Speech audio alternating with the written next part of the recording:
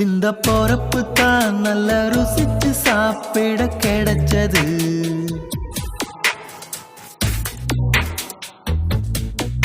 அத நினைச்சுத்தான் மன உலகம் முழுவதும் பறக்குது. அட சுட சுட அட சுட சுட அந்த மதுர மல்லிப்பூ இட்லியே மீன் குழம்புல கொஞ்சம் புரட்டி சாப்பிட எச்சினு ஊறுது உள்ளுக்குள்ள.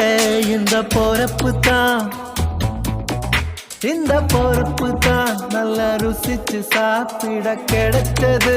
இந்த பொறப்பு தான் நல்ல ருசிச்சு சாப்பிட கிடைச்சது. அத நினைச்சுத்தான் மன உலகம் முழுவதும் பறக்கு.